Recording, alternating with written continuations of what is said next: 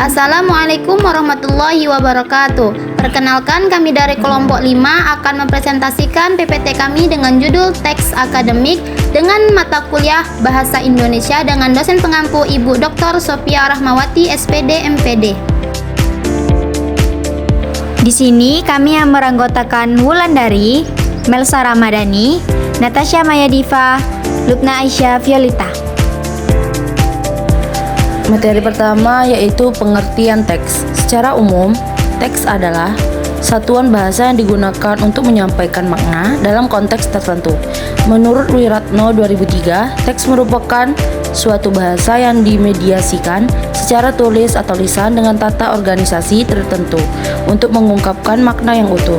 Artinya, sebuah teks tidak hanya terdiri atas kumpulan kalimat, tetapi memiliki keterpaduan makna dan tujuan komunikasi yang jelas. Memasuki materi yang kedua, yaitu bentuk-bentuk teks.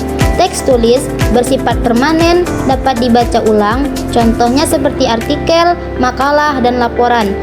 Teks lisan bersifat sementara, disampaikan secara verbal, contohnya pidato, ceramah, dan presentasi. Dimensi teks konkret, wujud fisik atau tulisan atau ujaran, abstrak, satuan makna yang dipahami oleh pembaca atau pendengar. Memasuki materi yang ketiga, yaitu pengertian teks akademik dan tujuan utamanya. Teks akademik merupakan teks yang digunakan dalam dunia ilmiah dan pendidikan untuk menyampaikan pengetahuan secara formal, objektif, dan logis. Teks ini berbeda dengan teks non-ilmiah yang cenderung bersifat subjektif, emosional, atau imajinatif. Tujuan utamanya ada 4. Yang pertama, menyampaikan ide ilmiah secara sistematis. Yang kedua, menganalisis fenomena berdasarkan data valid. Ketiga, membangun argumen dengan bukti kuat. 4. Mengembangkan pengetahuan ilmiah melalui tulisan. Materi keempat adalah ciri-ciri teks akademik. Yang pertama ada sederhana dalam struktur, yaitu kalimat jelas, langsung, dan tidak berbelit. Yang kedua ada padat informasi, yaitu setiap bagian bermakna penting dan relevan. Yang ketiga, padat kata leksikal, yaitu adalah kayak kosakata ilmiah, yaitu kata benda, kerja, dan sifat.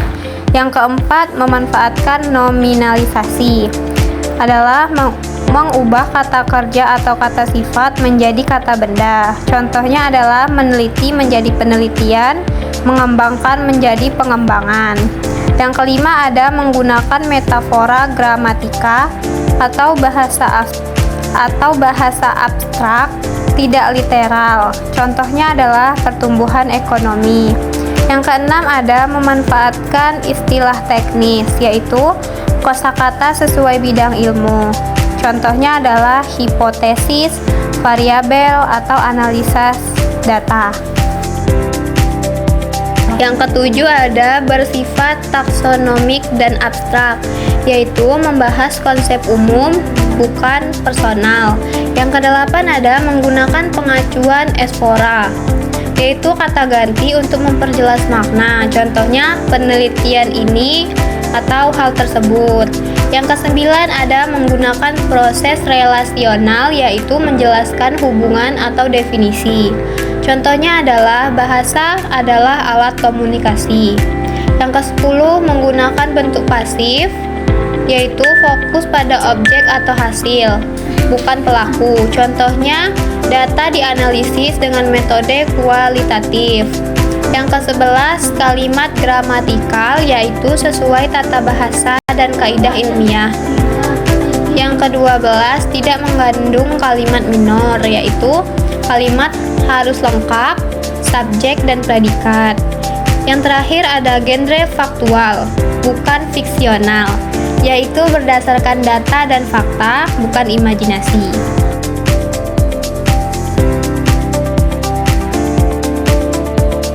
Adapun kesimpulan dari presentasi kami, teks merupakan satuan bahasa yang digunakan untuk menyampaikan makna, gagasan, dan informasi baik secara lisan maupun tulisan dalam konteks tertentu. Teks akademik adalah bentuk teks ilmiah yang digunakan di dunia pendidikan dan penelitian untuk menyampaikan ide atau gagasan secara sistematis, objektif, dan dapat dipertanggungjawabkan.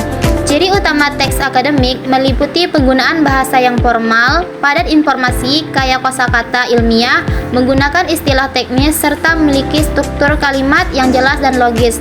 Teks ini menekankan penyampaian pengetahuan berdasarkan data dan teori yang valid sehingga mampu mengembangkan wawasan ilmiah pembacanya. Itulah presentasi dari kelompok kami. Kami akhiri. Wassalamualaikum warahmatullahi wabarakatuh.